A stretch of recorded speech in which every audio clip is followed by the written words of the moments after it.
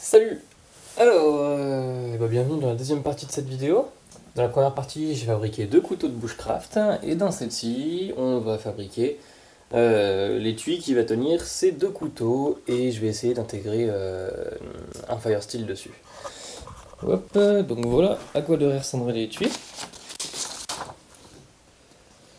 L'idée c'est de faire un truc en piggyback. En gros, un étui qui est cousu sur le premier. Et c'est en fait pour ça que je fais cette vidéo, parce que généralement, les vidéos sur le travail du cuir que je fais, elles ont relativement peu de vues.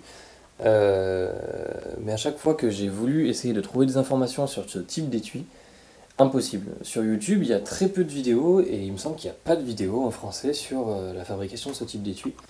Donc du coup, j'ai pas pu récupérer l'information, je vais faire les choses comme je pense,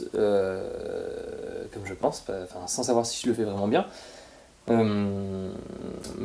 moins la prochaine personne qui cherchera des infos sur ce type d'étui, et ben, ils pourront voir comment faire, comment ne pas faire en fonction de mes résultats. Donc là il y a les deux couteaux et il y a le fire steel qui est caché par là. Du coup c'est parti. Alors pour cet étui on va utiliser essentiellement des matériaux de récupération, enfin comme pour l'intégralité de ce projet en fait. Même les couteaux, à part le manche du plus petit et les vis que j'ai utilisées, tout est de la récupération. Donc tout ça pour essayer de réduire le prix. Donc là on va utiliser du cuir de récupération. Et j'ai un gros bac là, dans lequel j'ai plein de cuir de récupération. Ça m'a tout été offert ou alors j'ai tout récupéré. Et la plupart c'est issu de vieux sacs, des gros sacs en cuir. Donc là le but ça va être de trouver des morceaux assez grands sur lesquels on peut faire notre projet. Ça c'est assez prometteur.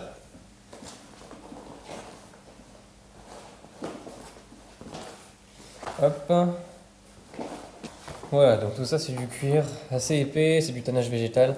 Il est encore assez souple, donc je pense qu'on va pouvoir s'en servir. Évidemment c'est du cuir de récupération, donc il est abîmé, il est sale, il y a plein de petites marques. Mais ça va donner un aspect très rustique à l'ensemble. Et quand on l'aura reteint, vous verrez que finalement ce sera pas si mal. Ce qu'il y a de très difficile dans la réalisation des étuis pour moi, c'est que je trouve que l'ordre des étapes est vraiment compliqué. Et en général, il y a vraiment un ordre précis, on ne peut pas faire les choses après. C'est ça qui me pose le plus gros souci. Et j'ai encore énormément de mal dans la fabrication d'objets en cuir, d'étuis en cuir, parce que je trouve que le travail du cuir est impardonnable.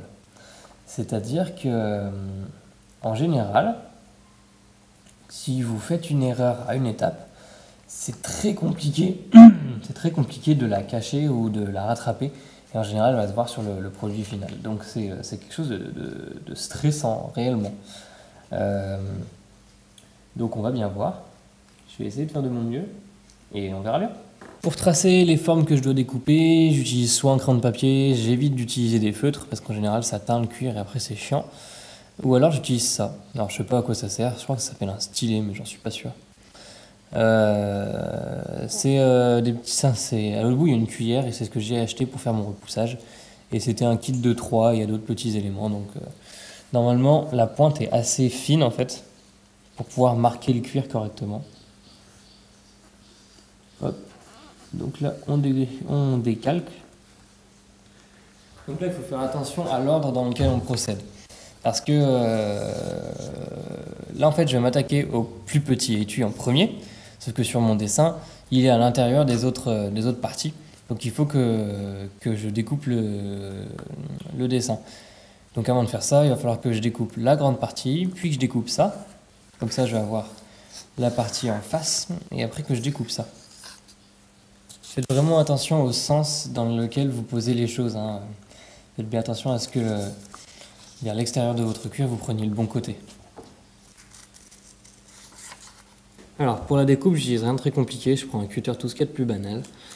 Je pourrais utiliser un couteau que j'ai fait, etc. Sauf que l'avantage du cutter, c'est vraiment qu'il est très très fin. Et que les lames sont pas chères. Donc si jamais je les casse ou je les abîme, c'est pas grave. Ici, la finesse est vraiment très importante parce que c'est un cuir qui a déjà été travaillé, donc qui est très dur. Et donc du coup, on va galérer pour le couper. et il faut quelque chose qui soit très affûté. Donc j'ai remis un petit coup de pierre rapidement sur le cutter et je l'ai surtout passé à la frotte. Comme ça j'ai enlevé, j'ai émorphilé, j'ai enlevé la petite bavure qu'on avait et ça fait qu'il est relativement tranchant.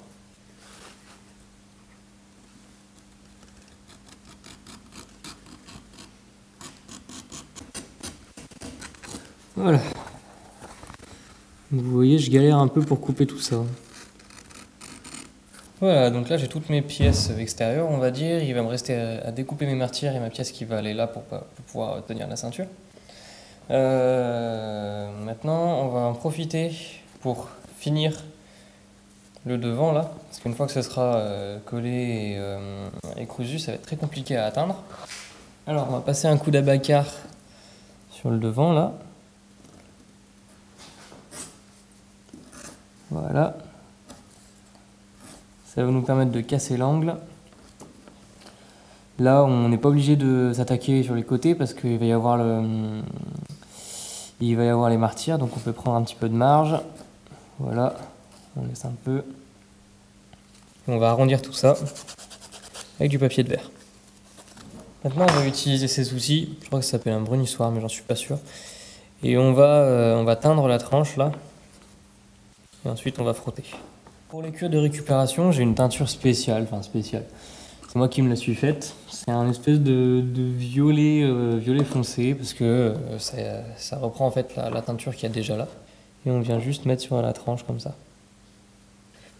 Et là maintenant, on peut se servir de cet outil pour venir frotter et écraser en fait le bord. Et ça va nous donner un aspect lisse qui est une preuve du temps passé et de la qualité du travail. Voilà, donc je vous laisse comparer. Je pense que la caméra le voit pas bien. Mais il y a un côté qui est bien lisse alors que l'autre est tout rugueux. Donc là j'ai découpé mes 2 martyrs. Donc c'est une petite pièce de cuir. Hein. Tac tac. Et celui-là il va là. Hop. Et donc avant de coller tout ça, on vérifie que le couteau va bel et bien pouvoir passer. Et normalement, il va jusqu'au bout. Voilà. Donc maintenant, étape suivante. J'ai posé mes 2 martyrs et en utilisant la petite pointe là, j'ai tracé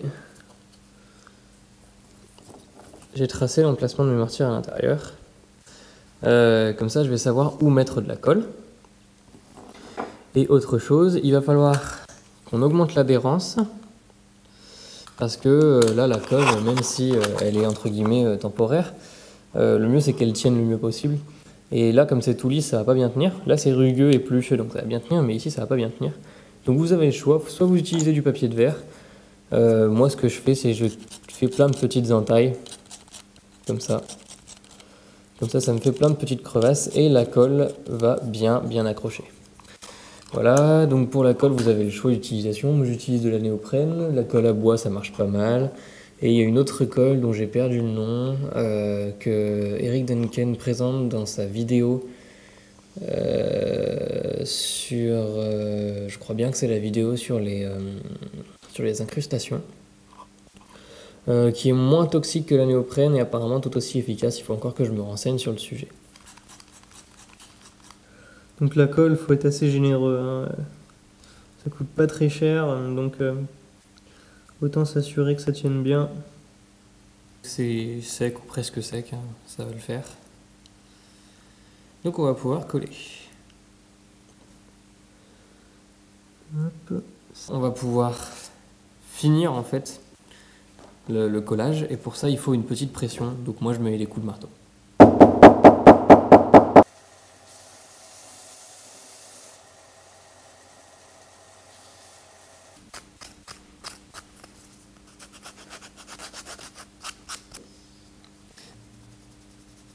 Pensez bien à faire les tranches des martyrs aussi. Maintenant que cette partie-là est prête, entre guillemets, il va falloir la positionner sur l'autre partie de l'étui. Et pour ça, je vais laisser une petite marge ici et ici pour pouvoir faire ma couture sur cet étui en fait. Donc je note pareil.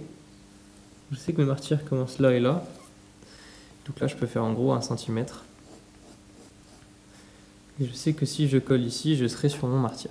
Donc là, faut pas se planter au moment du collage. Et c'est en général l'étape que j'aime pas sur ce type d'étui. Parce qu'on voit pas vraiment ce qu'on fait. Du coup, on a vite fait de faire une bêtise. Qui là, je suis pas trop mal. Je fais une petite marque légère, avec un pied à coulisse, un compas, peu importe. Cette petite marque va me servir de guide. Je vais ensuite utiliser ça, c'est ce qu'on appelle des griffes à frapper, pour pouvoir noter mes trous.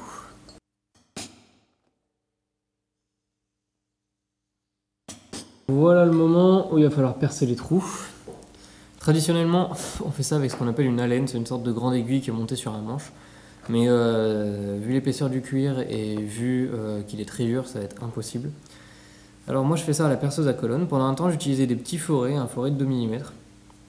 Sauf que à cause de la rainure en hélice autour du foret, ça a tendance à tirer le cuir et parfois ça arrache votre collage. J'ai trouvé une autre solution que j'ai vue dans une vidéo de Redbird Operation, Redbird Ops, donc c'est en anglais, et lui utilise une petite pointe. Donc moi je me suis trouvé une pointe de 2 mm de diamètre, donc c'est du laiton mais peu importe, on s'en fiche, que je mets dans la perceuse à colonne et ensuite je perce tous mes trous comme ça. L'avantage c'est que ça n'enlève pas de matière, ça la pousse simplement. Et par la même occasion, ça lustre, ça brunit l'intérieur des trous.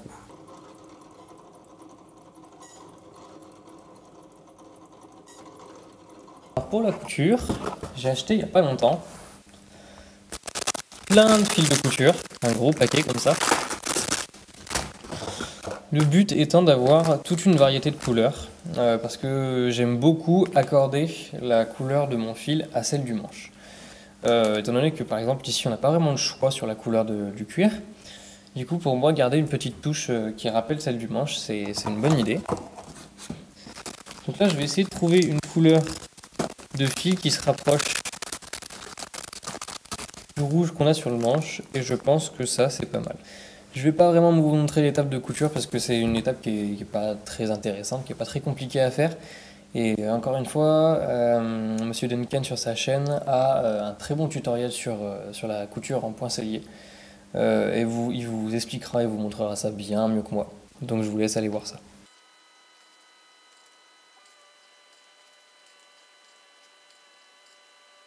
Je vais passer vite fait la flamme du briquet sur les coutures.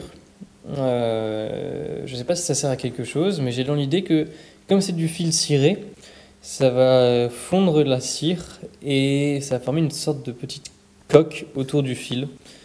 Et en plus, ça lui donne un petit aspect brillant, donc bon. Avec la même logique que le premier étui, celui-là va venir se mettre comme ça. Ah, attends. Comme ça. Hop. Donc il va falloir qu'on découpe les martyrs, qu'on colle, etc. Rien de très compliqué. Ça, c'est une pièce à part qu'il va falloir travailler et finir. C'est du cuir tannage végétal. Ça veut dire qu'il va avoir la capacité de garder une impression. Et donc, je vais me servir de ça pour mettre mon logo dessus. Alors, ça, c'est une petite pièce qui a été imprimée en 3D grâce à Impact 77. Donc, c'est la même entreprise qui me fait mes petits stickers pour les couteaux. Je vous laisserai prendre contact directement avec lui si vous voulez plus d'infos sur ce genre de produit. Et là on maintient serré assez fort le temps que ça sèche.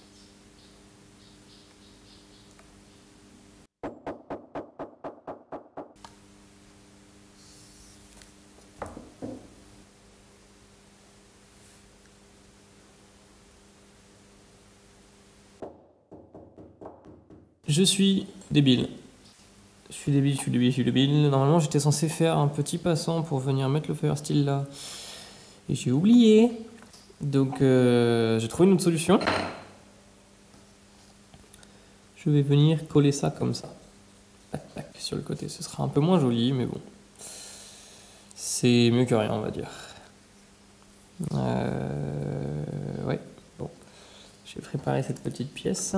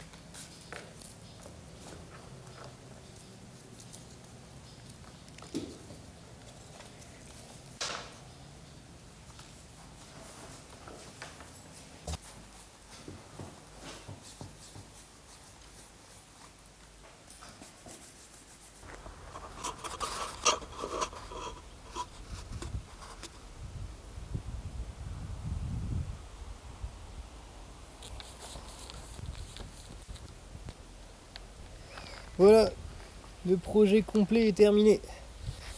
Bon, il bouge pas mal, mais c'est pas trop encombrant, je trouve, donc ça va encore. Disons qu'une lanière en plus autour de la jambe, ça aurait pas de trop, mais bon, j'y ai pas pensé. Tout est très facilement accessible, il suffit de tirer dessus, tac, tac. J'ai quand même mis un strap ici parce que après là, pour le coup, ça bouge beaucoup trop. Alors qu'un petit bouton pression, ça coûte rien et ça facilite grandement les choses.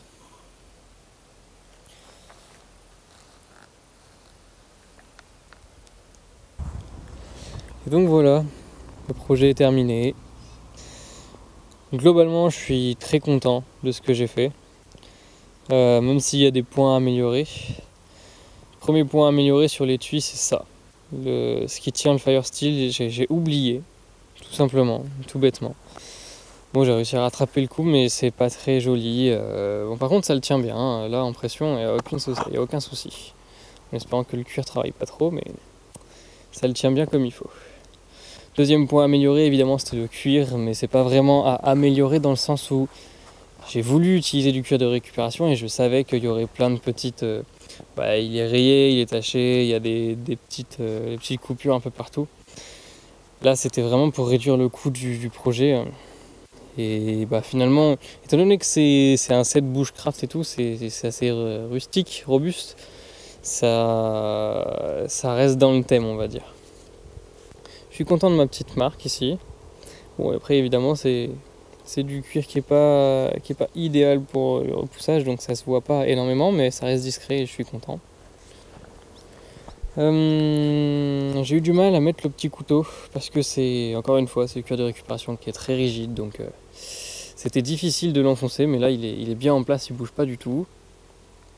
Et le cuir va se faire autour, donc ça va être sympa. Et sinon, mon gros couteau, il tient pile poil dessus, donc c'est nickel. Grosso modo, je suis content de l'étui. Je suis content de l'étui. Voilà.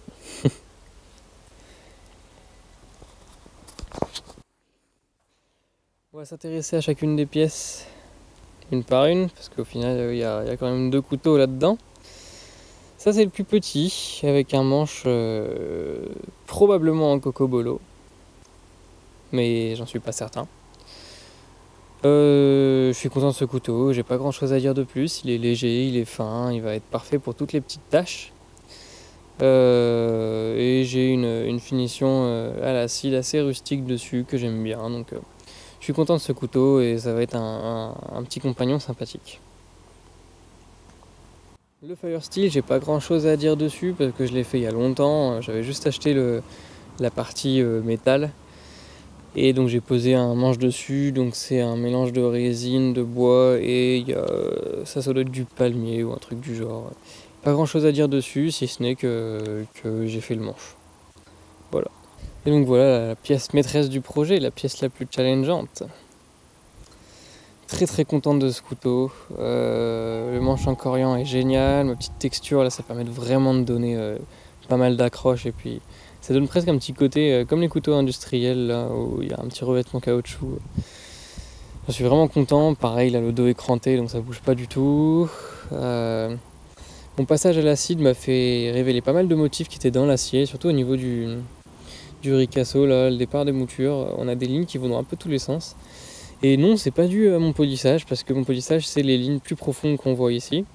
Alors que celles-ci sont bien plus discrètes et ça vient tout simplement des fibres du grain de l'acier. Hein.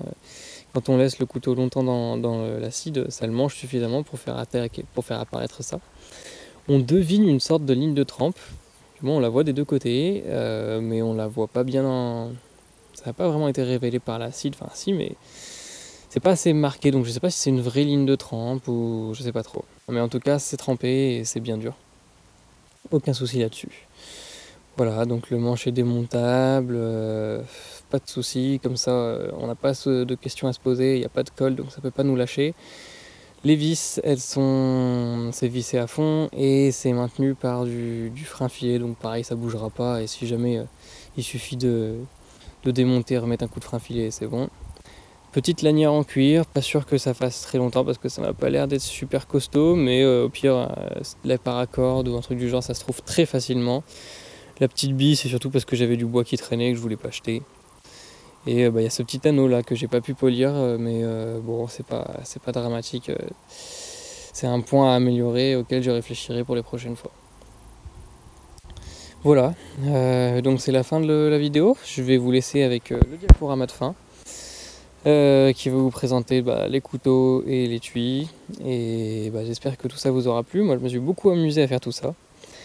Donc si ça vous a plu, n'hésitez pas à vous abonner et à me dire ce que vous en avez pensé en dessous de la vidéo dans l'espace dédié aux commentaires. Laissez-moi un like et puis moi je vous dis à la prochaine dans une future vidéo et d'ici là portez-vous bien.